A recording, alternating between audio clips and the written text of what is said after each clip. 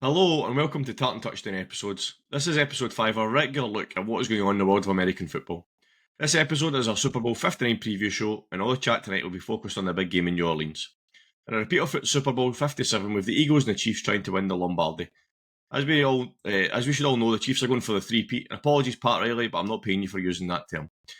The Eagles are in their second Super Bowl in 3 years and are going for a second championship in 8 years, and they will want to avenge their 38-35 loss from 2023.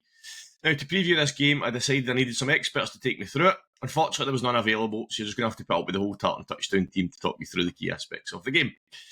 First up, this person's team took an Eagles Super Bowl winning head coach and turned into him an average head coach. Poor Doug Peterson. Sarah, how are you? I'm great, thank you. Excited to talk about what maybe be a really boring Super Bowl that nobody wants to watch.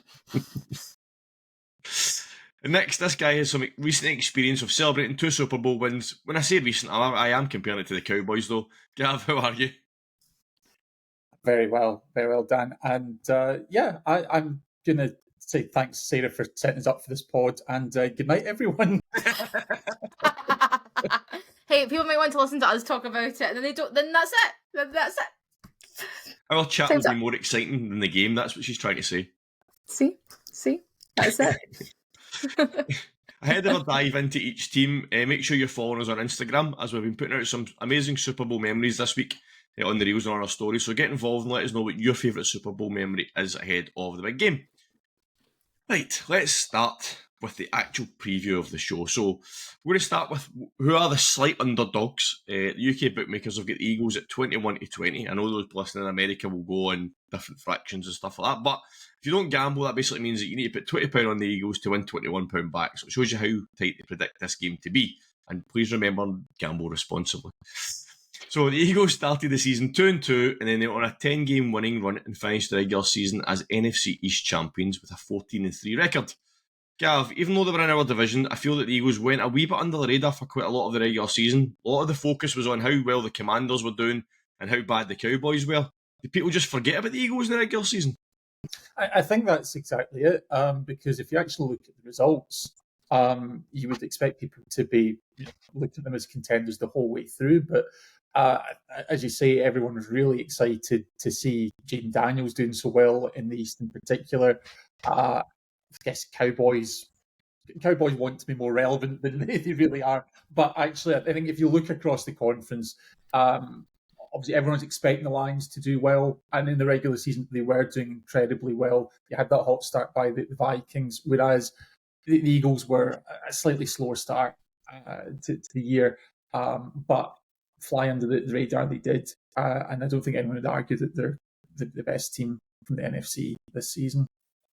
Yeah, I mean, looking at the performances in the regular season, like, it started off with a good win against Green Bay in Brazil, so that was a good one for them. Every Green Bay are a good team. Then lost to Atlanta, which people weren't sure what to make of Atlanta this year, so we couldn't really at that point of the season say was that a good result or bad result, because it was a 1-point loss against a kind of new Atlanta team. They beat New Orleans and they lost to Tampa Bay again. It's a team that's decent. So, like you said, Gav, there was a slow start. But then they went on that 10-game unbeaten run. During that, let's say they beat the Bengals, they beat the Cowboys, they beat the Commanders, they beat the Rams, they beat the Ravens, and they beat the Steelers. That run there, even after that run, they kind of started to look as if they're leading. But like you said, the focus in the NFC was all about what the Lions and necessarily what the Vikings were doing, because obviously the Vikings was a bit unpredicted this year when JJ McCarthy went down. What the Commanders were doing, so as if the Eagles were like kind of fourth of importance to what was going on in the NFC. Sarah, what was your thoughts on that? Yeah, I just think everybody was like, "Oh, okay, well, we'll see what they do." I don't think everybody kind of was just like they were just like turning along, like they were just turning up, showing up, doing their thing, going away again. I think maybe part of the reason that they flew under the radar was because no one expected them to do anything different apart from win. So it wasn't a shock. It wasn't like Gav was saying about how the Commanders put up such a front and everyone was like, oh my gosh, this is supposed to be a rebuild year for them. We all thought the Eagles would still be the Eagles. So I guess maybe that's what maybe is the key piece of the puzzle and how they've turned up. Yeah, everybody kind of got a bit complacent with them. They're going to win, but nobody kind of really paid attention to what was going on with them. Like I said, they finished with 14-3 record in the regular season to win the NFC East. into the playoffs. First round, they beat the Packers 22-10. So after beating them the first game of the season, they beat them in the playoffs this year. Again, getting into the playoffs, I think most people, apart from myself, predicted the Eagles to win that one. I did have my PTSD from last year when the Packers smashed the Cowboys, but the Packers did look like a decent team, so that was a good win for them to beat the Packers. They then go into the divisional round where they beat the Rams 28-22. Again, beating another good team, so it's not as if they're beating teams that aren't performing. They are beating teams, and suddenly the Eagles are in the NFC Championship game. But again, the story was all about the Commanders, because the Commanders were in the NFC Championship game. They had beat the Lions. So again, as if the Eagles were just under the radar, and then suddenly they came out and smashed the Commanders 55-23, and then suddenly, wait a minute, the Eagles are in the Super Bowl. They're actually a very good team here. Time's up. Gosh, no one did anything about it. Like, yeah, the whole NFC are like, where did the Eagles come from? Sorry, where did you come from? Like, who let Saquon Barkley run through the door? So thinking about that, you go, Gav.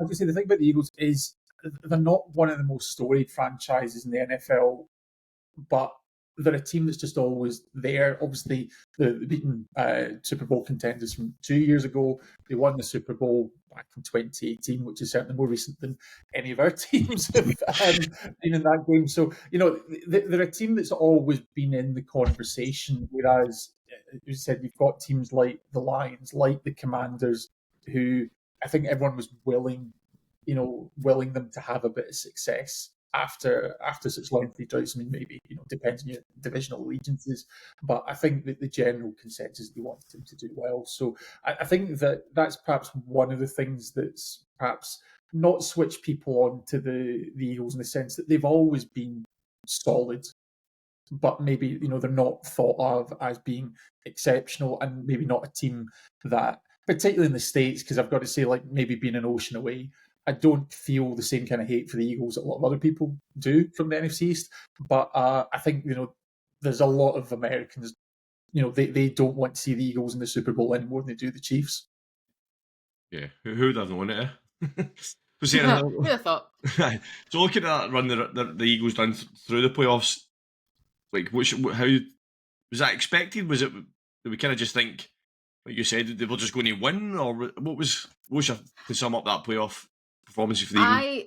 I think their playoff run shows what they have to do in the Super Bowl, which is that defense needs to show up time and time again. You don't rock up to the first round of the playoffs and manage to beat a team 22-10. Like, that's unfathomable. And then you don't get to the NFC Championship game and absolutely throttle a team, and the scoreline reads what it is. So I think it is all on that defense. They're such a strong, resilient force with that, which again, I think no one expected. Then all of a sudden they were the number one defense in the league, and we're all sitting there going, oh, shit, when did that happen? And I think that's what they need to really continue to build upon for Sunday's game. If they're going to do it, I don't think they're going to win it by scoring. I think they'll win by stopping the Chiefs from scoring. Yeah. Like you say, that defense has been ridiculous this season. I mean, 51 sacks. They've got 17 interceptions and forced fumbles, and 29 forced fumbles. So we've seen it with the Commanders, the turnovers. To win this game, they're going to have to force. They're going to have to take the ball off them any chance they get. They're going to have to keep Mahomes off the field, or take the ball off him when he is on the field. So that's going to be key to them into this game. But we'll circle back to the game plan shortly. But so I set you guys a challenge before we came on tonight with the preview. So there's so many ways that you could preview this game, right? And we could be here for hours if we covered everything. So I tasked you guys to name a player on each team that you think is going to be key to them winning, but you weren't allowed to choose Saquon Barkley or Patrick Mahomes because they were too obvious. And every podcast is going to be talking about the two of them. So I set you a challenge. So before we get into your players, there was some breaking news come out just before we started recording from the Eagles that Jalen Carter's always got some sort of illness, but that illness seems to be spreading throughout the camp, and that came from Vic Fangio himself. So he's come out and said Jalen Carter's not well. The illness is spreading. With all the media duties, Gavin, all the promo stuff that the players are having to do this week, something like this is always going to be a risk because they don't know who they're talking to. there's always there's thousands of people that are interacting with in Super Bowl week. It doesn't happen any other week of the year. Is it just an occupational risk, or is it something the league should maybe look at? Is this actually, because Mahomes has said that before the last couple of Super Bowls, some of the Chiefs players have been sick. I think the Eagles players were sick before the last Super Bowl they were in as well. There's obviously something there somewhere. Yeah, that's right. I'd seen the same story, and I think it was Super Bowl 52. So actually, Doug Pederson himself, he was sick when the Eagles beat the Patriots. So it's something that has happened before, and certainly teams can overcome that. I guess obviously the big thing that's happened in the last 5 years is COVID. So I think certainly we're much more. As a society, we're much more alive to what can happen when you put people in compressed spaces, especially when people are coming from all over the world for an event like the Super Bowl, all over America. Not just the fans, but the media, obviously the teams as well.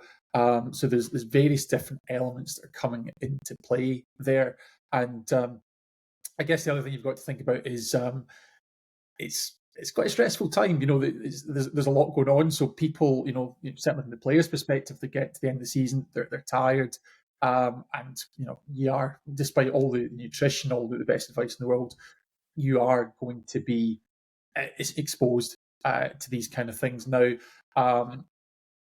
Obviously, I think is this going to get in the way of the Eagles' ability to win?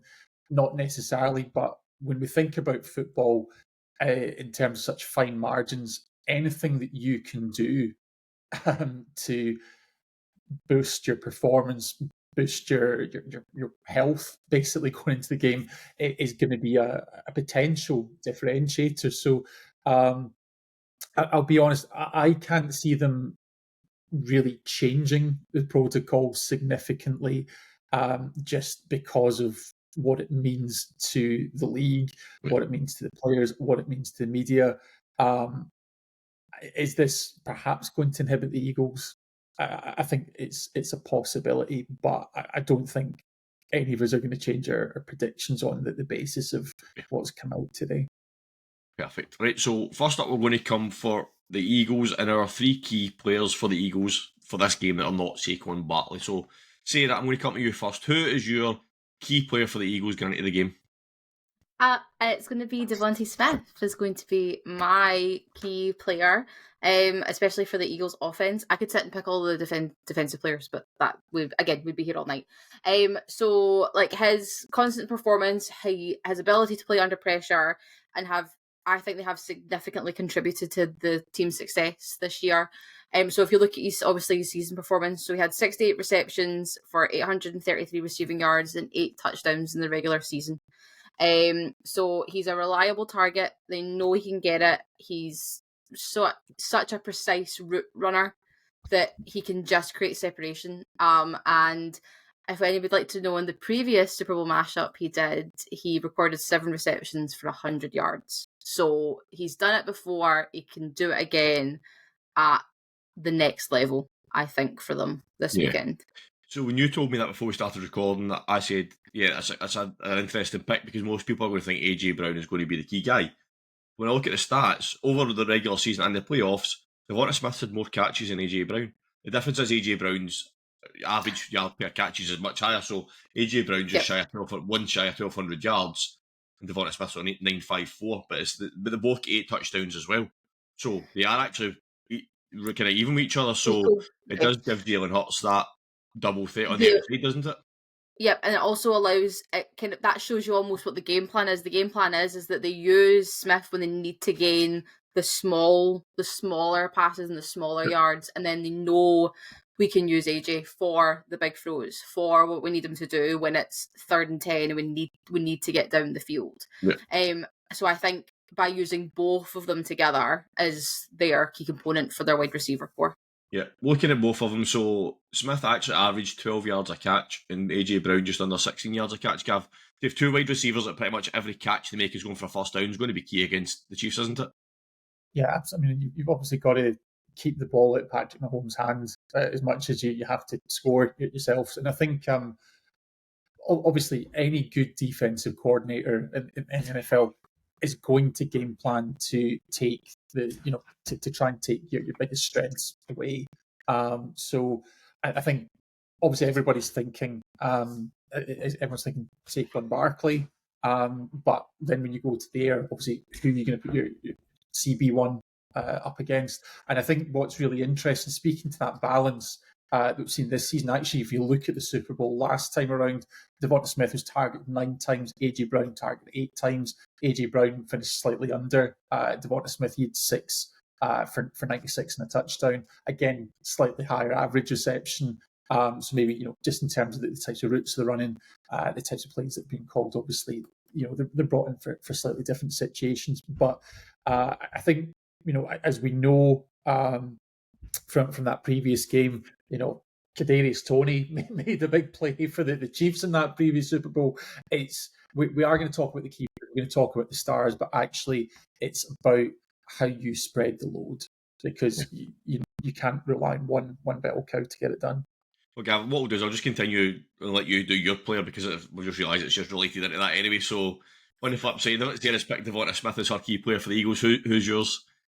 Yeah, so I mean, I was actually leaning towards AJ Brown on this, and I think big part of that is we've been well advised to stay away from Saquon. So I think that's rationale. There is, we know that he is the biggest threat for the Eagles coming into this game, and he has got the job done in the playoffs so far. It just naturally tells you what are the Chiefs going to do. They're going to try and stop the run. Now, of course, they want to do that with as few bodies as possible committed to. But I think we can see that the way the game plan is going to evolve is that the Eagles are going to have to take to the air to go after it. I guess AJ Brown, why am I thinking that? Obviously, he's the bigger guy. He's the physical threat, scoring threat. But I think even talking about the role in the run game, we've seen that he really does play a big role in terms of getting those downfield blocks and springing Saquon for these home run plays that we've seen, 50, 60, 70-yard touchdowns throughout the playoffs, throughout the regular season. So I think, he is going to be a big contributor in both aspects of the Eagles' offensive plan. Yeah, that's something that has been picked up on, especially in the playoffs, that AJ Brown is not scared to put a block in down the field, and it has made a massive difference to the runs that Bartley's made. So, all right, so my picks, obviously we spoke earlier on about how this Eagles defence has been so good. So, player I've been massively impressed by this year, and I think is going to be key to them on the defensive side of the ball, is Zach Bond. He's just, every time you watch an Eagles game, he's involved somewhere. No matter what's happening, he's always involved. So he's became an absolute leader on that defence from this year. He signed on a 1 year, $3.5 million deal for the Saints last year. Even Vic Fangio was asked, could you have envisioned the impact that he was going to have? And he said, no. We knew it was going to be good for us, but we could never have envisioned that was what it was going to be. I mean, he left New Orleans with 12 starts and 88 tackles over 4 years. So in 1 year with the Eagles, he's now flourished under Vic Fangio. He's in a finals for Defensive Player of the Year, which NFL Honours will be decided tonight. His stats for the season: 175 tackles, 180 of them are solo tackles, 13 tackles for loss, 6 forced fumbles, 3 fumble recoveries, and 2 interceptions. That's ridiculous for a linebacker in this league to get those stats. Why I think Zach Bond, apart from obviously all that production that he's come out with for the team, is one player we'll talk about a bit later on, is that on the Chiefs side of the ball, Travis Kelce always seems to find himself wide open in the middle of the field. No matter what the scheme against him, you always think, why is Travis Kelce wide open in the middle of the field? That's exactly where Zach Bond's going to be. Him and Nakobe Dean are playing at linebacker. They should stop that happening. I mean, we obviously know Travis Kelce's got magical powers to get open. We don't know how he does it, but he does. But having Nakobe Dean and Zach Bond in that linebacker position for the Eagles, hopefully for them, should stop that. And Zach Bond's going to be key component of keeping, like you mentioned, Patrick Mahomes needs to either they need to take the ball off him, or they need to keep him off the field. And Zach Bond as a leader and his defensive production is going to be key to that. So that's my key pick of the game. I'm going to slightly cheat here. I'm not picking a player, but there's one player we mentioned him, but we've not spoken about him, who has been an absolute revelation for the Eagles this year, is Jalen Carter. He has been unreal this year. I mean, I think coming out of the draft and stuff like that, and obviously there's all the jokes about the Georgia defensive line and all that sort of stuff. But Jalen Carter has just took a massive step up this season, hasn't it, Sarah? Yeah, totally. I again, everyone was. It's again, it falls in that part about how no one took a second glance at them, so and it just sort of happened. So yeah, I think he's been a key player for them, and hopefully he's feeling better for ahead of Sunday. Just pass it off to somebody else, it'll be fine. Yeah, have you been impressed with Jalen Carter this year? Yeah, absolutely. And I think one of the key reasons why I think it's right that we actually spotlight the Eagles' defense is because throughout the regular season, this is a 14-3 side. They actually averaged time of possession across the entire season of 27 minutes on the offense. So actually, this is a defense that is used to having to be on the field for the majority of the game. Despite being a winning team, the defense has actually been the foundation of that success. Funnily enough, the Chiefs actually have spent more time on defense and offense this year as well. So that's something that the two teams have in common. But I think, yeah, obviously we've seen that throughout the playoff run. That yes, I think we all remember the big plays by Saquon, but the number of times that Philly defense has had to come and make a key stop or force a turnover. They've had 4, I believe, against the Commanders in the championship game. I think you cannot understate the role that they've played in getting them to this point. And clearly going up against Patrick Mahomes, that's not going to change on Sunday evening. Yeah. In the Eagles' defence have had 52 sacks this season, but 26 of them have came from linebacking positions. So between Zach Bond, Nicole Bedean, and a couple of linebackers, so they also they bring the pressure from the second level of the defence as well. It's not just the guys on the line like Jalen Carter, it's your linebackers are coming through. But they've had 11 sacks in the playoffs as well. So, I mean, that's massive. You're going to win playoff games, you're going to have to get to the quarterback. So it's going to be really interesting to see how the Chiefs, and we'll come to the Chiefs and how they're going to scheme against that. But it's going to be really interesting to see how the Chiefs O-line schemes up against that, and the running backs given the protection of the deep blitzes as well. So, right, guys, I know I said, and it was a challenge to you to not talk about Saquon Barkley, but Gav, we can't not talk about him. So all I was saying is we couldn't pick him as a key player because that's the obvious pick, right? But Saquon Barkley is the key to the Eagles winning this game. It really is. If we all know if Barkley performs the way he can, then the Eagles have got the best chance of winning this game. Gav, sum up the impact that Barkley has had on the Eagles this season. And I think you have to say it's transformational. Just being able to have that kind of dominance on that side of the ball. It's not just dominance because he can get into phases, or the Eagles offense can get into phases where he will get into just a cloud of dust. And then, as we saw against the Rams, you get late into the fourth quarter and suddenly he's away for 70 yards again. He is just an incredible athlete who can play 60 minutes plus if need be. If you look at, if you think about it, the game has become a pass first league, and then you look at the Eagles' stats in the season. They've had I think just under 3,200 passing yards all year. The leading receiver, AJ Brown, 1,079 yards, 67 receptions. These are not spectacular numbers at all. So having someone like Saquon in the backfield who is a dual threat. I mean, he's tallied over 2,000 yards on the ground. He can catch the ball as well. So he is something you have to account for downfield if need be. He is just a true difference maker. And I think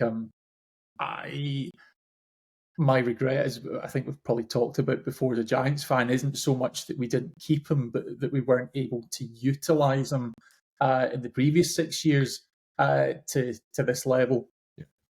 Yeah. Looking at the Eagles' rushing stats for this season, so rushing play percentage number 1 in the league. Almost 56% of them are rushing plays. Rushes per game, 36, number 1 in the league. Rushing touchdowns per game, they're averaging 2 a game, 1 in the league. Rushing yards per game, nearly 187, second in the league. And then rushing yards per rush, just over 5, which puts them 4th in the league. It's just ridiculous, and that doing no disservice to kind of Gamewell and stuff like that. But that's all Saquon Barkley. The touchdowns are maybe Jalen Hurts stealing them on the push on the goal line, but that offensive, that rushing scheme is all about Saquon Barkley, isn't it, Sarah? Yeah, totally. And I just want to point out, obviously, as much as it is about Saquon Barkley and it is obviously about the running game, we have to talk about how good that offensive line is to open that door for him to go. Because if they can't find the gap that he's going to, if they can't hold them off to open the gap up, then he's got nowhere to go. And I think that is a key component that, again, nobody really speaks about the Eagles' offensive line. Because, again, like, Jalen Hurts has been relatively okay this season. He's not really had too much of a pressure point. He's not really had too many sacks on him or whatever. And I think they've just blended so well together that Saquon does have the ability to find the gap and just go for it. Yeah. And he's just a machine. I love watching him play because I'm just like, on you go. Yeah. Just keep going, son. It's fine.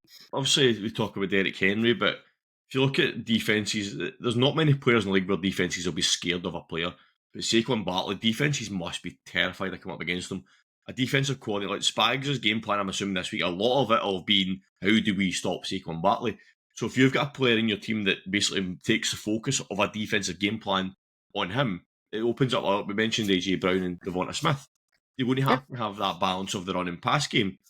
I mean, good luck to the Chiefs trying to stop Barkley, but if they do stop him, then the Eagles have got that passing game there as well, and they've also got Hurts can get in the ball and get his feet going as well. So there's a lot of aspects of that Eagles offense that they're going to have to take into consideration. If you stop one part of it, you can stop the wide receivers, then you're not stopping Barkley. It's game over. Stop Barkley, you need to stop the wide receivers. They have a very balanced offense. That's a good thing, and it's most of the focus, like we said, has been on Barkley this year because he has just been ridiculous. But as you guys have spoken about, the two wide receivers, I mean, they're as good as anybody in the league, the stats and stuff like that. So from an Eagles offensive point of view, it is going to be very interesting. So yeah, we couldn't not stop talking about Barkley. I just wasn't letting you make him the key players of the game. So before we move over and we flip over, we talk about the Chiefs. We're going to talk about one of our favourite parts of our Super Bowl. It doesn't matter who's playing in the first half, doesn't matter who's playing in the second half. Who's playing at halftime is what really matters to a lot of people. So we're going to take a wee brief chat and we'll talk about halftime shows and our favourites and stuff like that. So I'm not a massive fan. I've not listened to any of his music, Sarah, but I know you can talk us through. This year's Super Bowl halftime show is going to be Kendrick Lamar. Obviously, he performed a few years ago, not as a solo artist, as part of a collective. But what can we expect from the halftime show from Kendrick Lamar this year? I think so. Kendrick Lamar to me is such a high energy. He's like such a focus on visuals, and I think, I mean, I don't want to get too much into it, but I think the cultural impact of the shows might be quite interesting depending on what route he goes down. We all know he's got a big mouth. He'll happily run it. He'll happily say whatever he wants. I think it's going to be a really interesting mix of his. I think he's going to do his biggest hit. So I think you're going to get Humble. You're going to get DNA. You're going to get Not Like Us. Obviously, SZA is obviously his guest, so I think they'll do the one from Black Panther, which will escape me for a second, which is All the Stars. I think she might do Kill Bill because again, that's like her biggest hit. And I just think it's going to be pretty good. I think people aren't going to expect it's going to be as good as it's going to be. And I think he's like the dancers are probably going to be really, really good. His choreography is going to be quite sick. And he's also a bit of a mover. I think he'll happily get involved in stuff. I'm not saying he's going to be like Usher last year, but he'll happily kind of be involved. And he loves a deep message. So I think this symbolic imagery might be quite interesting. But I don't predict any more guests. I think it's only going to be SZA. As much as I love a reunion from a previous Super Bowl, I would love to see somebody else pop up again, but I think it'll just be SZA. Yeah, unfortunately. You see, he does like the limelight. He does like to run his mouth. So is he going to want to share that with anybody else? Probably not. Probably not. And I think we might get another. I think he might do something to Drake again, but that's okay. He's already said he's going to sing Not Like Us, so he's already come out and said that. So yeah, let's see how that goes down. Oh, I also have another prediction. Sorry, that I forgot to mention. I think he's going to bring a marching band in and do some kind of New Orleans kind of vibe. Cool. I think that would be really cool. Maybe because obviously he loves a sample, so I could see him sampling like one of Louis Armstrong's pieces because Louis Armstrong's from Yeah. New Orleans. So I could see that as his like imagery, kind of like callback almost. And also it's Black History Month, so got to throw it in. There's so many different aspects of it that I mean, That people don't think about. That yeah, people I'm don't not think. I'm not saying I'm not a fan. I don't like him. I just never listened to his music, so I don't know. So, but it's a halftime show at Super Bowl. Who's not going to watch it? Do you know what I mean? Watch it. So, I'm looking forward to seeing what he comes up with. And I mean, I watched obviously the Super Bowl he was at before, but I probably switched off for those 5 minutes because I'm more interested in everybody else. Everything else coming out. Even he was singing. Gav, you get much thoughts on Kendrick Lamar at all? I mean, I know of him, but I think Is it because I'm the millennial? Is that why you're all like, let our talk about it? obviously I've got a kid in the house that certainly knows more about Kendrick than I do. But I think what I would say is that it's always interesting when Super Bowl run comes around that sometimes there's going to be an act that you know, you love, you think it's amazing, and sometimes it's you're really not feeling it. And seeing social media, lots of fans here that will say, "Oh, that was terrible," or "I didn't care for it." The thing is, it's not for you. It's not there for you. If you're a fan of the sport, the NFL's already get your money. It's the people who you see in work, or your neighbours, or your friends who never watch all year round, and they will stay up and watch at least the first half of the game, and they'll stay up at least until the end of the halftime show just to see that and watch it live. It's about bringing these new viewers, and they won't convert everyone, but sometimes you never know, you'll get someone who will just catch fire for them, and that's really what it's all about. I mean, there's been some superb halftime shows over the years, but I think you've just got to go with it.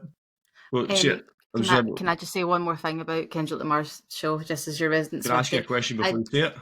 Are you gonna ask me if you think she's going going to throw someone from the crowd to sing with him? Nah, I don't think so. I think I could see him doing his rap from Bad Blood, but I don't see her doing it. I think she will do the Super Bowl when she owns all her own music again. So you're going to have to maybe wait until next year for that to happen. But I don't think she'll do it. I don't think no, I don't think so. So I think she'll do it once Travis. If Travis retires, I don't She'll think do it. I don't think she wants to agree to do it in case he's in the game, because then in a way he misses it all. And I think it's taking his limelight, because I think they're. I mean, well, I could talk about them all day, but I think they're very good at not showing up in each other's spotlight, if that makes sense. Like, she goes to the games and she supports them, and that's fine. He was at the show. He obviously appeared in one of our Eras Tour shows, but it was only one. It was a one and done. Yeah. So I think they're very good at letting the other person shine when they have to shine. Yeah. So and also the circus that would create around them as a couple if he's trying to focus on the game as well. So I think potentially there's no way she's not been asked. There's no way she was not asked to do the Super Bowl this year. After last year, there's no way the NFL didn't ask her, because it would have been negligent if they hadn't asked her. So the only thing is that's the reason that she knows that the Chiefs had a good chance of getting there. The amount of circus it would then create around Travis just wasn't worth it. But I think if he this year, next year, I think it would be very cute if Kendrick did his little rap, because that would be like a little nod that he knows that she's there type situation. I would clap and cheer for that. I'd be happy with it. Excellent. So, Gav, you mentioned obviously there's been so many performances across Super Bowls. We've had Michael Jackson, we've had U2. We were talking before we came on there. We had Boyz II Men. We've had everybody. Diana Ross. But Gav, of all the Super Bowl halftime shows, what's been your favourite one? Yeah, I think there's so many that I could really go with. I mean, I think for the Giants, I mean, it's funny being there twice. I've got a very positive association with the Madonna halftime show that she did. CeeLo Green appearing at that. I'll be honest, I don't remember quite as much about the Tom Petty show when we beat the Perfect Patriots back in 2008. But the one that I'm actually going to go with, and I think a lot of this is to do with the context, if some of you might have seen it in socials, is the Prince halftime show from 2007, which was the Colts against the Bears. So I guess that's memorable for a couple of reasons in terms of the game and in terms of my own personal circumstances at the time. So the game was played in monsoon-like conditions in Miami. So There's an absolute downpour throughout the game. It did calm down a bit by the time halftime rolled around, but if you've seen the clips of it, you've got the rains on the camera lenses. It's actually a little bit blurry. I was actually in Berlin on holiday when this was on, so I was actually at the Berlin Thunder. If anyone remembers them, NFL Europe, they had a Super Bowl party in an old sort of a repurposed cinema. So you get this massive hall, like cinema-sized hall, which was absolutely packed, full of people. Not just Germans, but there's folks from America there as well. I've met that were over in business, and giant cinema-sized screen. And people were just swaying, like they had lighters in the air. Like everyone was just really feeling it when Purple Rain came on at the end of that. That was just that really worked for me. Just seeing it in that setting was amazing. Yeah. That was when I've watched it back on YouTube, and the clip that we put up on social the other day with the whatever it was in front of him. That imagery of him, the silhouette and all that was just unreal. And it's one of the things when I watched it back again, I've got in the silhouette, the shape of his guitar, you can see it sticking out. It's such an iconic image for him anyway. It's like a very Prince-like image, you know what I mean? So yeah, it was excellent to see that as well. So I'm going to bring us a wee bit much further forward for my favourite one, and I'm going to go for Super Bowl 56. It was in LA, it was in Inglewood. There was only one way that this Super Bowl halftime show could go. I was a big fan. I'm a big fan of growing up listening to some rappers, and Dr. Dre, Snoop Dogg, Eminem, and 50 Cent are all rappers that I listened to growing up, and the music that I really enjoyed listening to. So that halftime show was it was out of this world. Remember when they done the release video for who was going to be on it? Even the release video for the halftime show was amazing when you had them going around and basically recruiting them all. There was a lot of money spent on that, obviously. So obviously they had Mary J. Blige there as a massive star herself, and as we mentioned before, Kendrick Lamar performed at that halftime show as well. So surely that's got to be the biggest halftime show that's ever actually happened. Do you know what I mean? Like, it is. It's having all those artists in the one stage at the one time. It's definitely the biggest, definitely the best for me anyway. I mean, how many other halftime shows have won 3 Emmys? Because that did. But something you mentioned, Gav, about is not necessarily about it's about people watching the game that don't normally watch it in the halftime show. The halftime show of this Super Bowl averaged 103.4 million viewers. The game itself only averaged 101 million viewers. So there's a higher average of people watch the halftime show than did the Super Bowl. And that's what you mentioned. It's about getting these people that don't normally tune in to watch it because the halftime show is there. I'm reading the numbers for this halftime show as well. So a halftime show usually has about a $13 million budget for production. So if those that don't know, the artists for the halftime show don't get paid at all. They do it for free because it's basically them promoting themselves. It's also a privilege to play the halftime show. It's seen as a privilege in the music industry, so they don't get paid for it. But the NFL give them a production budget. So for this one, it was 13 million. Dr. Dre then put another 7 million of his own, put money in to make it $20 million for a halftime show. It was the most expensive ever, but it's just ridiculous. It was just, I could go back and watch it every day if I wanted. It was just some amazing hits. They all played the songs. It's all the beats that drop and stuff like that. Everybody recognises. I could talk about it all night, but I'm not going to. So, Sarah, I'd try fall on that one. What's your favourite? I mean, I can follow up with the fourth most watched halftime show in the history with 117.5 million viewers, which is Super Bowl 51, and the icon that is Lady Gaga. Oh, what a performance. Like, as a Lady Gaga fan for pretty much the minute Just Dance hit my radio waves at 13. I was far too young to be listening to Just Dance, but that's fine. She at that point, I think, really propelled herself forward to the next level of stardom, which is exactly what she wanted to do. It was so high energy. Fun facts: solo without any guests, which was the first solo headline show since 2010, and is also the first female headline show since 1996. So your gal put the work in. She absolutely killed it. It was just hit after hit after hit. It never stopped. I was watching it back and I was trying to find a clip to even like synergize the performance, and I picked a clip at the start and then went, oh wait a minute, I'm missing this clip. Oh wait a minute, I'm missing this clip. And it was just so good. Also, like, the big thing as well, she started off on top, well, pre-filmed at the top of the stadium, jumped down, and then jumped off at the end, and it was Meme City. Yeah. We all turned that into memes, and I was loving my life in 2017. And then the Falcons blew the 28-point lead, and that was the game in overtime. Yeah. I remember watching it, and like, I'm not going to say I don't mind Lady Gaga, so I do enjoy some of her songs. I remember like when Poker Face came out and stuff like that. It was different at the time when the music came out. It wasn't really. I still wouldn't describe it as poppy. It was just a different. It caught on, and that before you say it was just high energy, never stopped up the trapeze like on the wires and all that. It was just non-stop, and like every song she sung, like sometimes you watch halftime shows and there's artists you're like, maybe don't know this song, but I'll listen. Every one of her songs was an absolute hit, and it blew the place apart. Like you said, it was an unbelievably energetic performance.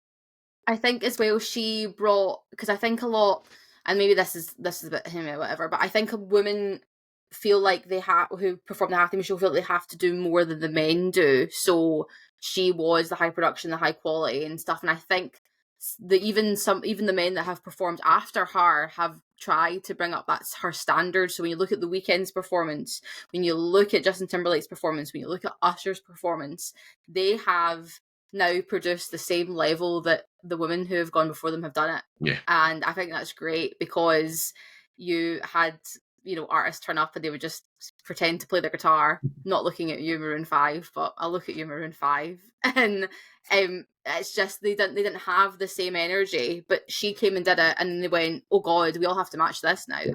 Yeah. So that's what I'm hoping Kendrick can do this year. Yeah, I mean, very much before, like you said, it was very much of a concert, just stand on a stage and sing. Whereas now it's a whole massive production, and like you say, she was probably one of the first ones to really go out and blow the roof off the place with a production. Are you a fan of the Gaga one, Gav?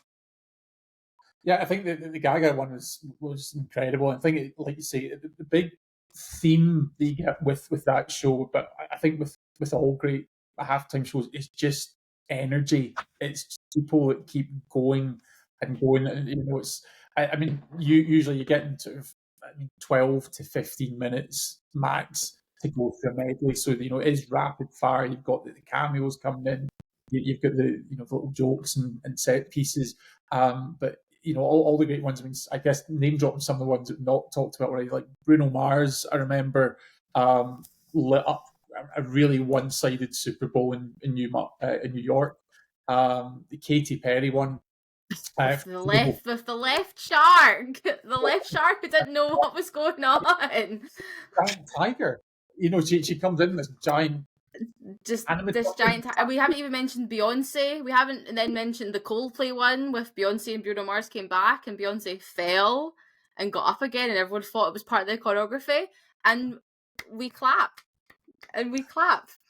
But we do more and more as well, because I think you'd actually mentioned Gaga was the fourth most watched of all time. The most watched two have been the last 2 years, Rihanna and then Usher. Last year's the most watched with 123 million viewers. So it's only growing. Yeah. One we won't necessarily talk about too much for obvious reasons, but looking back, 2004, obviously, infamous Super Bowl halftime show, but I just realised I forgot the full lineup for that Super Bowl. Janet Jackson, He Who Shall Not Be Named at the moment, Nelly, Kid Rock, Justin Timberlake and Jessica Simpson. Yep. I mean, that was absolutely loaded. Why Jessica Simpson was in it? I don't really know. But who was she dating at the time? But I think she was still married to Nick Lacey. I'm pretty sure. But see, if you think back before that, just looking through it, was a lot of rock. It was all a lot of rock artists for a while. Do you know what I mean? They kind of like you had. There's another one: Phil Collins, Christina Aguilera, Enrique Iglesias, and Tony Braxton is a random name for you. Then you had Aerosmith and NSYNC, U2. NSYNC. I mean, there's a lot of Paul McCartney. So in a row, Paul McCartney, Rolling Stones, Prince, Tom Petty, and Bruce Springsteen, and then the Who. Yep. So I mean, so there was that section where we're just going to go with the one genre.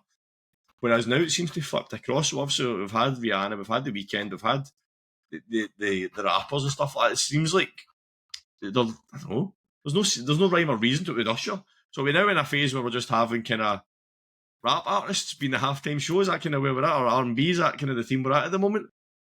I would guess we've had our pop of the noughties and the tens, so now we're going to R&B, hip hop, rap. I mean, fine. I guess it's also like I guess it tries to move with the culture and what's happening in music, because obviously pop saw a big massive resurgence in the 2000s, and then electropop is Gaga's subgenre of music, which she's gone back to because her new song is incredible. But now it seems that hip hop and rap music has become cool again, and that's what I guess as well, because I think the younger artists that are coming up now can make it in their house, and that's what we're seeing now, and that's the driving force for it.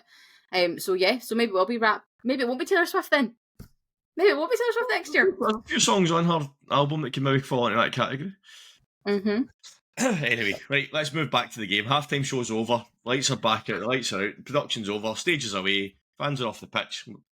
Second half's about to kick off. So let's move into the second half of our preview then. So obviously when we switch over, we talk about the Chiefs. So the Chiefs in the regular season to me, they just done just enough to win a lot of their games, with 9 of their 15 regular season wins coming by a score or less. The only real blot on their regular season record was a loss to the Bills. And the other loss that they got was week 18 against the Broncos, where nobody was playing for the Chiefs anyway. So they finished the AFC as the number 1 seed, a 15-2 record. What did you make of their regular season, Sarah? How did we get here? How did we do it? How did we do it? I mean, obviously they began their season, so they had 9-0 run, which is the best first start they've ever had in their franchise. Obviously their win over. I remember talking about their game against the Ravens in week 1 on my TikTok and said that was a playoff game. Yeah. That was a playoff game. Like, that was not a week 1 opener. That was an AFC Championship game. And I guess that just set them up for the rest of time. They've just, like, I guess it's just the resilience and the adaptability they're able to do, and they've maintained that status as a dominant force. And obviously they've set high expectations, and we tried to put people against them to be like, no, they can do it.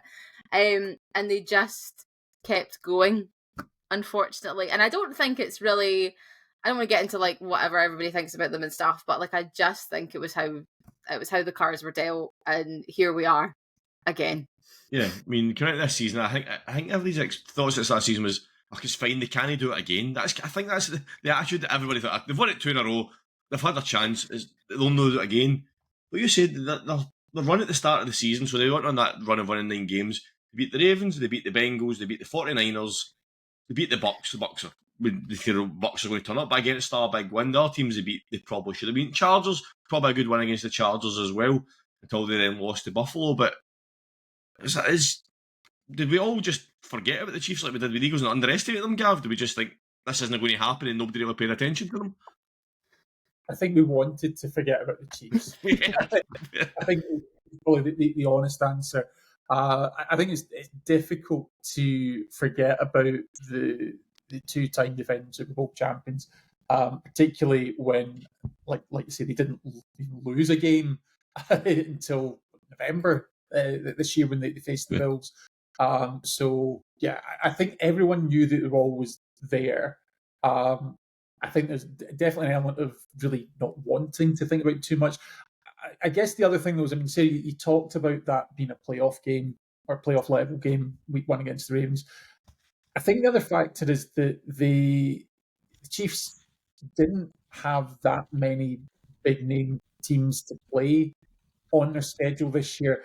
I mean, yes, they did have that first place schedule, but the teams that they came up against as a result of that, like the Bengals, who they played at Arrowhead in week 2, like the Texans that they played at Christmas time, they didn't suddenly become bad teams overnight, but they certainly weren't on a level of where they were last season. So I think that the opposition didn't really kind of rise to that standard. And obviously, I think you're looking at teams, a lot of these teams that they put away by a couple of points, like the Raiders, the Panthers, who again maybe a team on the up, but not someone that you expect to take the Chiefs down to the wire in the way that they did. So I think that's the thing that is probably still hanging around now, even coming into the Super Bowl, is that we know that the Chiefs are capable of winning Lombardies, but over the course of this season,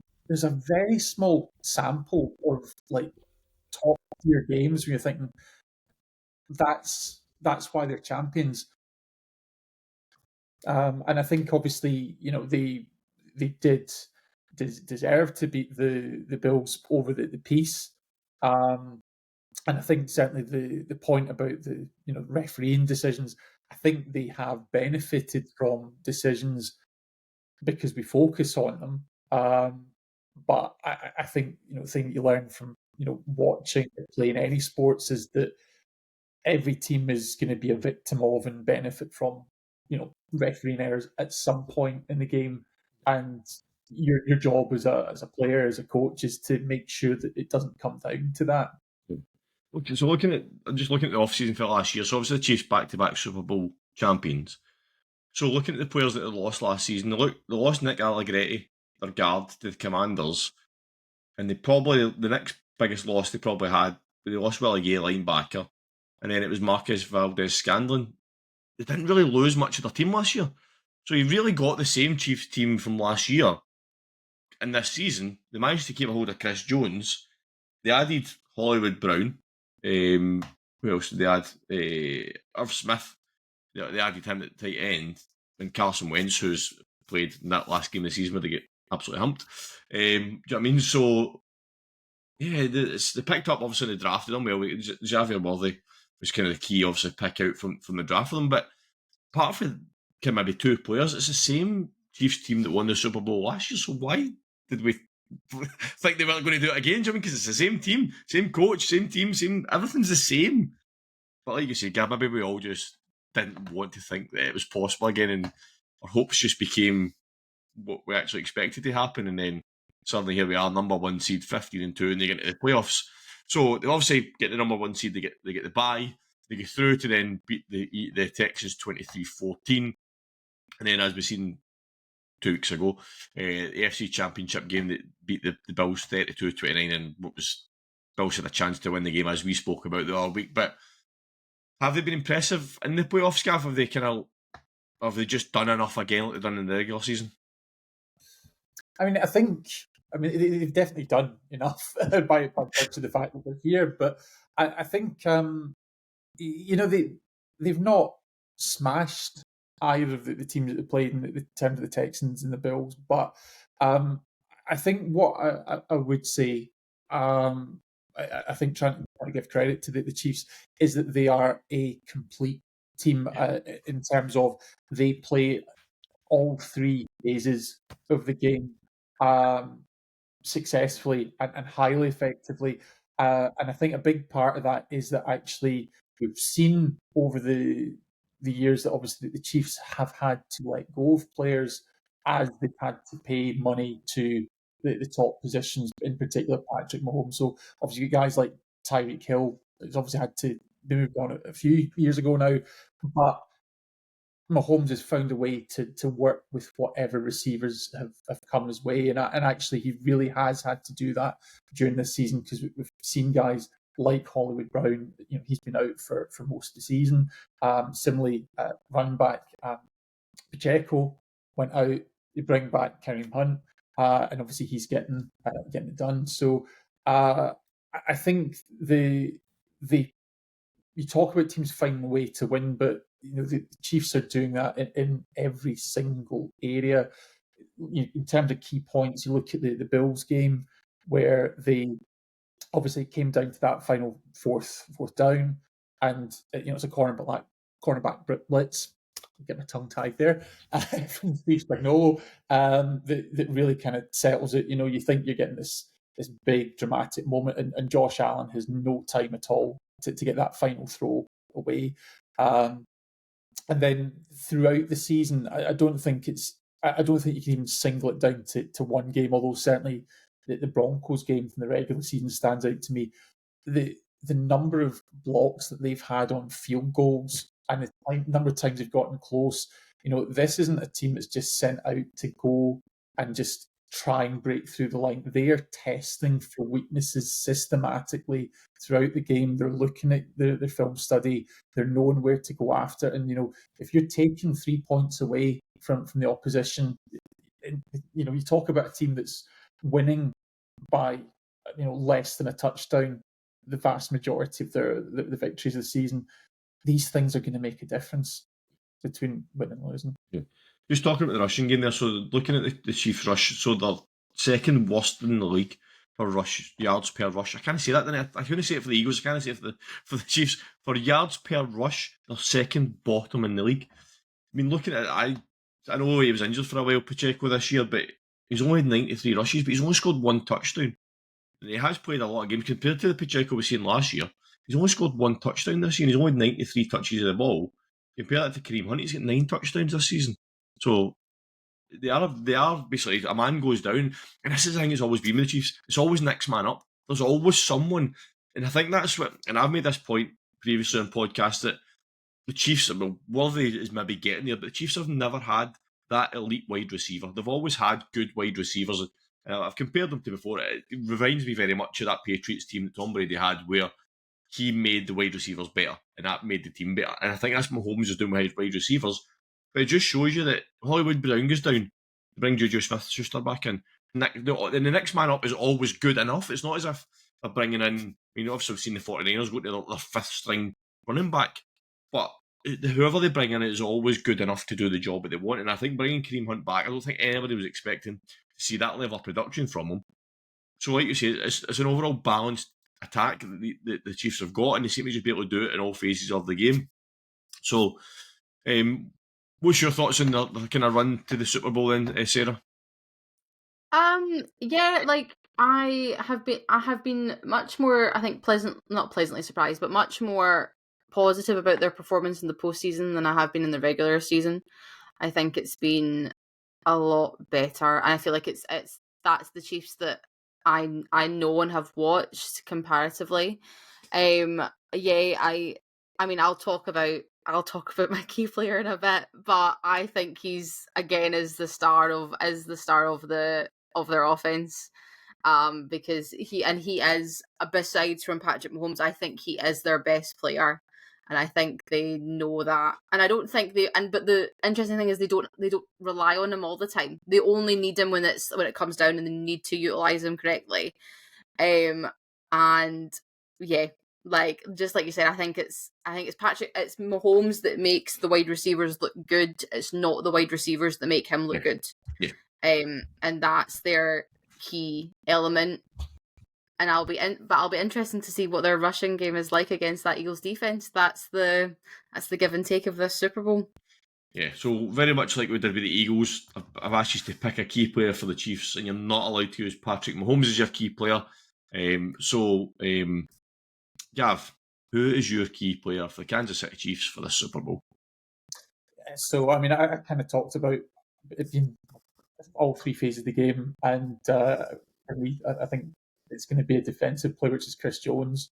He's the leading interior defensive lineman in the league.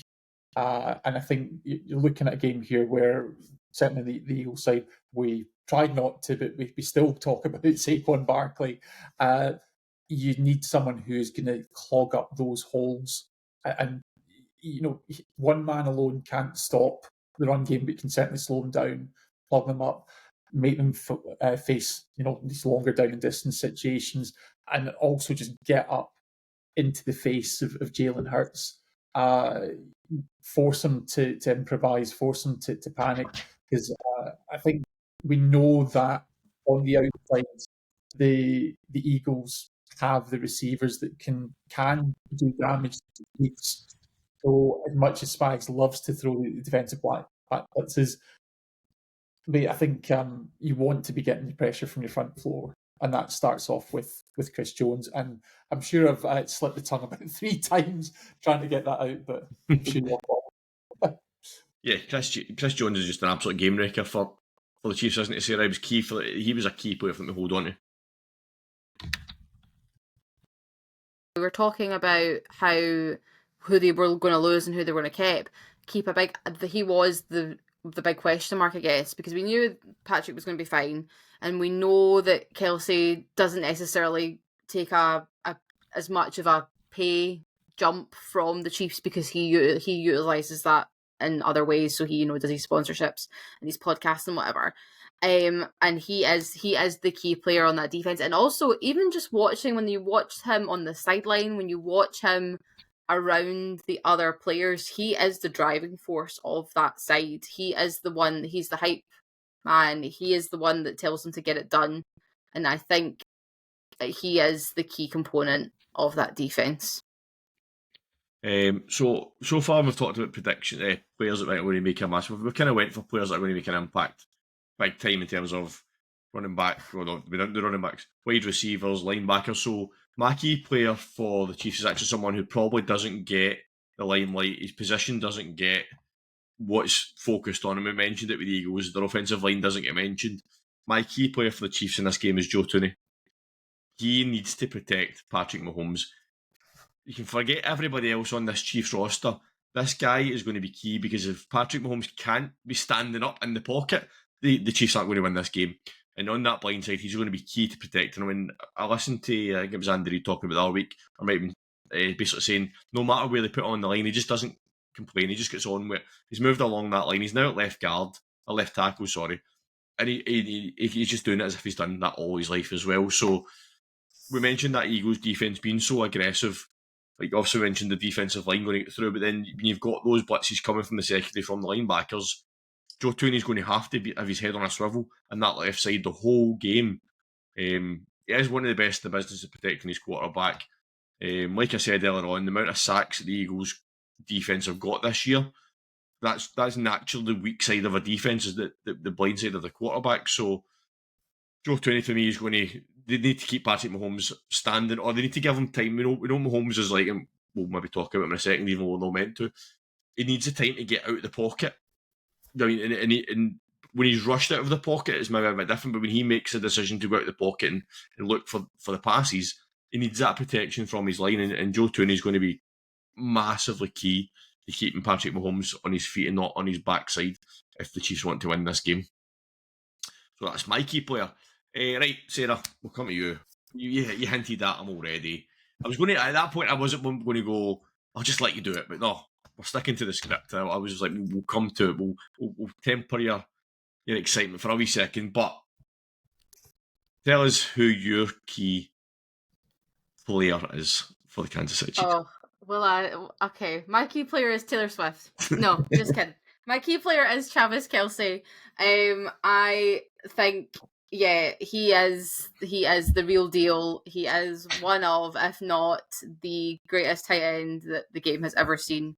2024 season, so we're 97 receptions for 823 receiving yards and 3 touchdowns, which again is not overly, everyone's like, oh, okay, that's a regular tight end season, in particular for him, but it's his playoff contributions. It's when it comes down to the parts they need him in, and it's 9 receptions, 136 receiving yards for 1 touchdown, and he is vital for them in getting to the first down.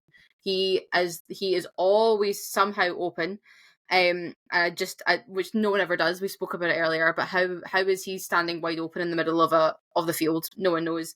And I think the big thing about the Eagles' defense is, while they are so good, they struggle and they show that vulnerability in covering elite tight ends.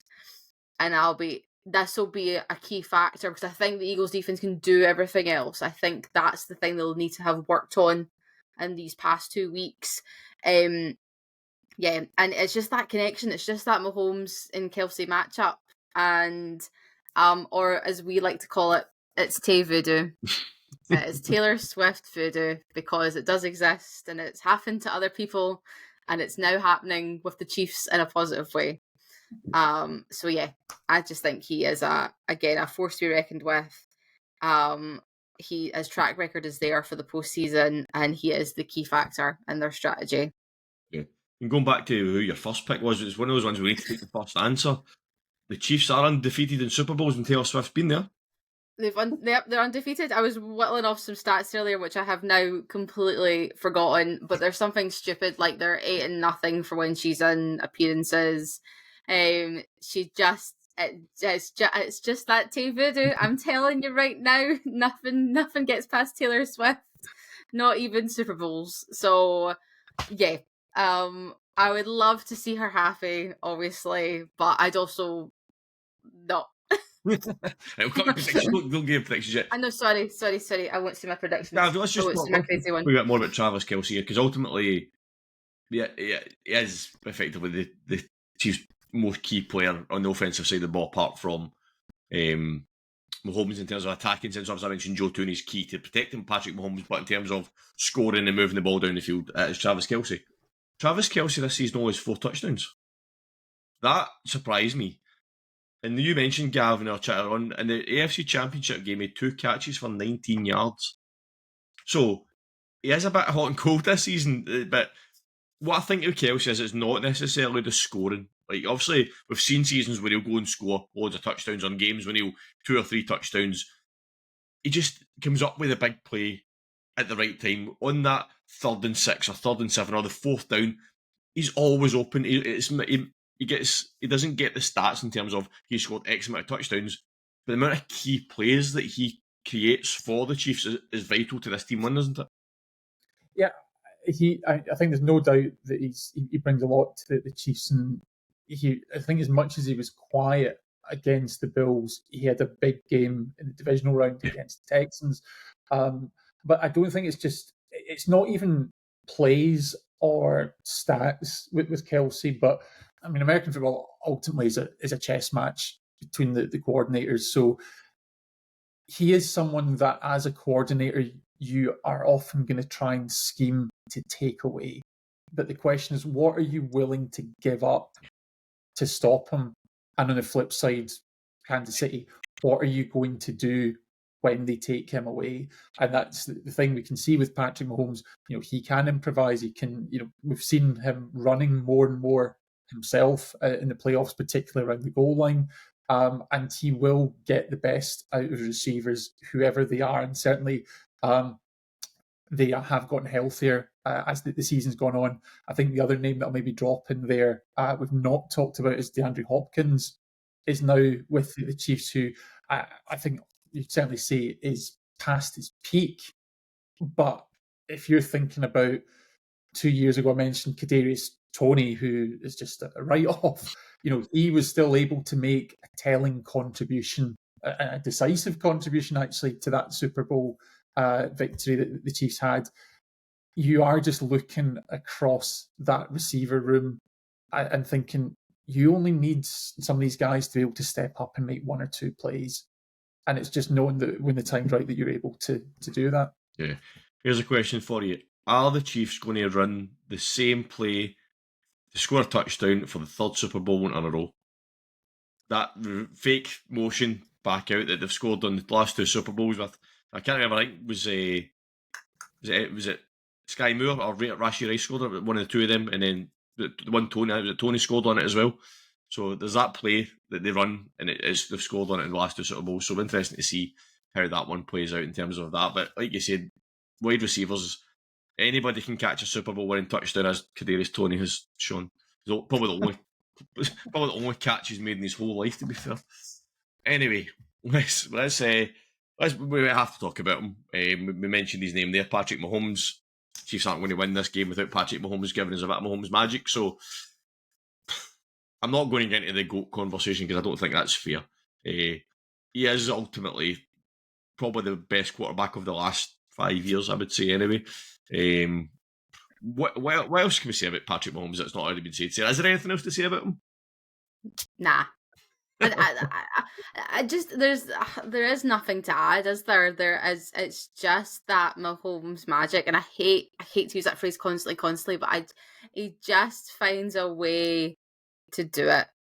And I just don't know how he does it.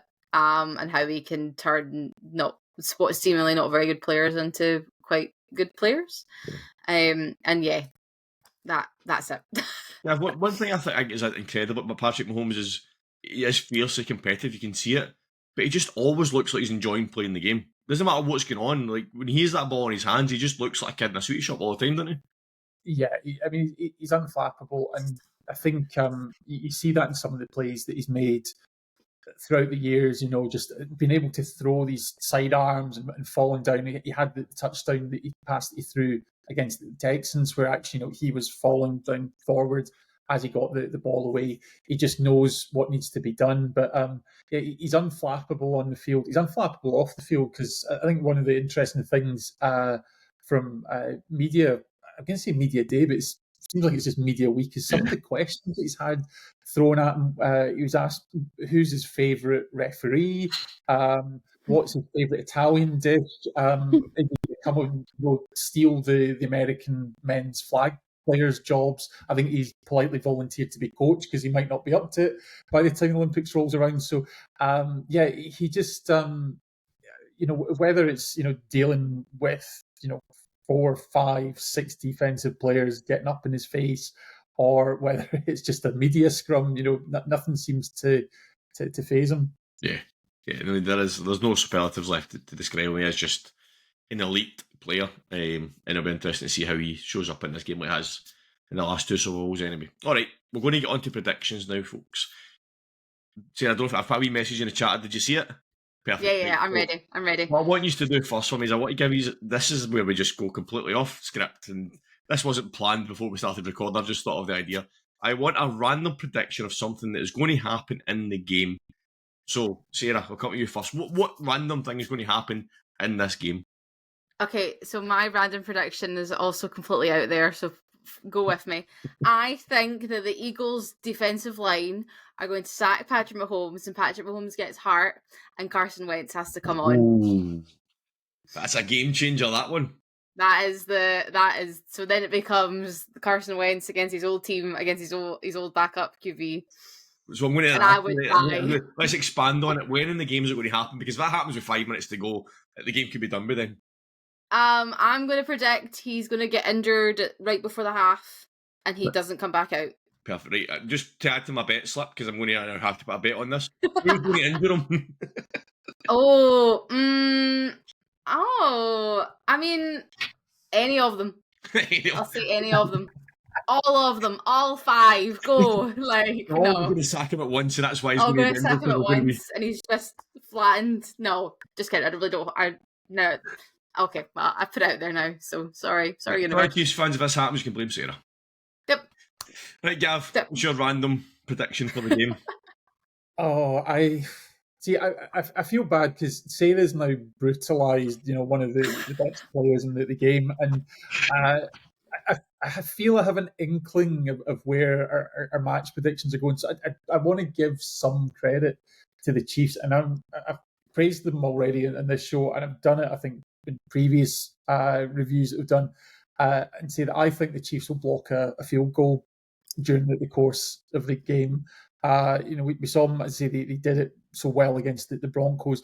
Jake Elliott hasn't been perfect this season, even in the playoffs for the Eagles. So I just think that I think that unit's going to make the presence felt. Yeah. So my random out there prediction is maybe not that out there prediction because it's happened before, right? Is what I'll say, but I still think for it to happen on this stage is going to be crazy. I think the Chiefs are going to score a touchdown off of a downfield Travis Kelce lateral.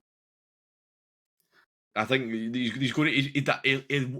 He dies to do it. He's done it a couple of times. It was obviously the one that get called back that they went in for. So I think he's going to get that moment where he gets his lateral and the Chiefs run in for a touchdown. Maybe not that out there of a prediction, but it's still a bit something different. It's nowhere near Patrick Mahomes getting brutalised, but we'll go with it. You said random prediction, and that was I just thought, what a amazing. I could say some other stuff. I could say that I think Butker's going to miss a field goal. Great. What a loser. That's fine by me.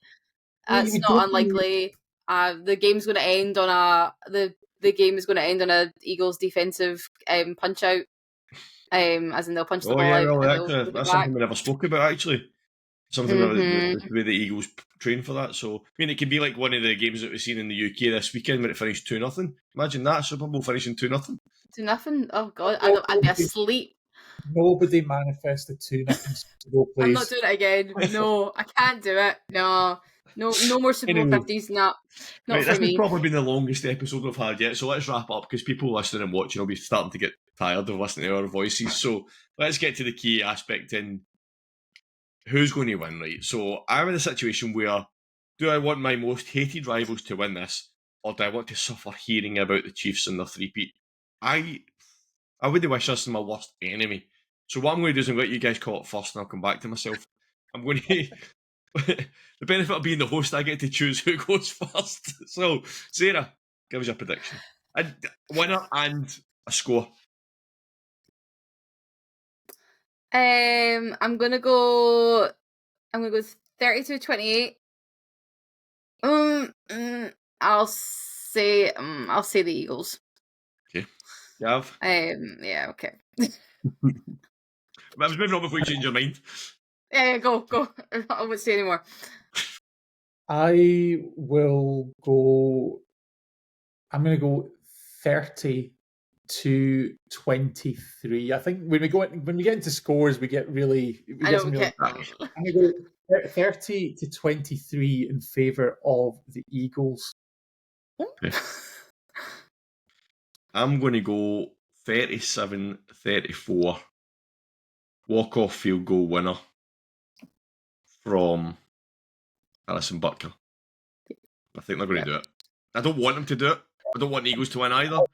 But it's just one of those things. It's just meant to happen type thing. You see it in sports all the time. You're like, there's no way that could ever happen. It's called Tay Voodoo. It's called Tay Voodoo. It's one of those things in sports. Nobody wants it to happen. Nobody thinks it's ever going to happen, but it always happens.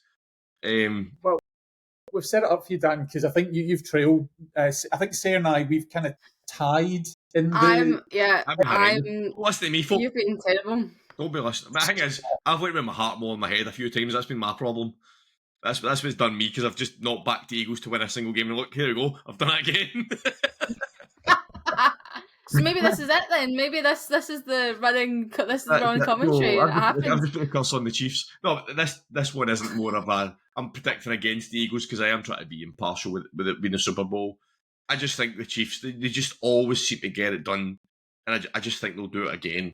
I just think that's it. And I think something we mentioned earlier, I think Travis Kelce will retire if I think he'll probably retire either way, but I think he'll definitely retire if they win it. Yeah. I don't think so. I think he's got one more year. He'll not propose to her on the field after the game. Oh no! This is the dumbest thing I've ever seen anybody say. What an idiotic. Not happening at all. Not a chance. Two people that don't, obviously their relationship is fairly public, right? But they don't live in the public eye. Well, he's not going to do it in the middle of Super Bowl. Not a chance. Could you imagine him going up to the NFL ahead of time and being like, "Hey guys, listen, I'm going to do this." And I'm going to I'm not going to shadow your whole Super Bowl is going to be overshadowed by me. Sorry, Kendrick. Sorry, everybody involved in this. I'm doing not a chance. No. So I've just cursed the Eagles, the Chiefs. So yeah, I think what's going to give me faith for the Eagles. So there's a couple of points here. So first of all, we've seen the Eagles do it before against the dynasty when they beat the Patriots back in 2018. Now, it's a completely different team from 2 years ago, never mind 7 years ago. But I actually think, that's probably one of the reasons why we can feel good about the Eagles, knowing that they have done it before. And I think that they are a better side than the one that was here 2 seasons ago. I think the other thing as well is that as much as people aren't talking about it out loud, or at least as much as the Chiefs aren't talking about it out loud, things like the three-peat do weigh on teams. I think when you start talking about, obviously a Giants fan, I think about the undefeated Patriots and what happened to them. I think that, and we've seen it in other sports when people are going for record-setting wins over multiple years. Sometimes these things get in your head, and I just think that could be a factor. That we know that ultimately the Chiefs are, I think, 1.5 point favourites, so the smart money is still with them. Yeah. But I think there's just enough to cast out. Yeah. Sorry, I'm going to cheat. I'm going to throw in another random prediction. Oh, for God's sake! Yep. The Eagles are going to run some form of Philly special play. Oh yeah, I mean, I don't know what it'll look like, but they're going to throw something in that's reminiscent or a throwback to the Philly special. I don't know what it'll look like, but because you can't obviously run the same thing because it'll be too obvious. But they'll do something that will throw the ball to Jalen Hurts in the end zone, whether it results in touchdowns or another play. Anyway, we've been on for long enough. Yeah, goodbye. Bye-bye. Down close, So Super Bowl 50, as we've been talking about for the last hour and 19 minutes, is just around the corner. So we're hopefully looking forward to a great game of football. Hopefully you'll be listening or watching to this before the game kicks off. So if you are, get on our Instagram and let us know what your predictions are for the game, who you think is going to lift the championship, and even give us your random prediction of something that's going to happen in the game. Drop us a DM or comment on one of your stories or reels that we put up around the game. As always, to Gavin, Sarah, thanks for joining me. Thanks to you guys for watching and listening to our Super Bowl preview show. If you want to hear all about what happened in the game, but you don't want to pay $7,000 for a ticket to watch it and be there, then we'll be back next week to dissect the game in our review show. Until then, we'll see you soon.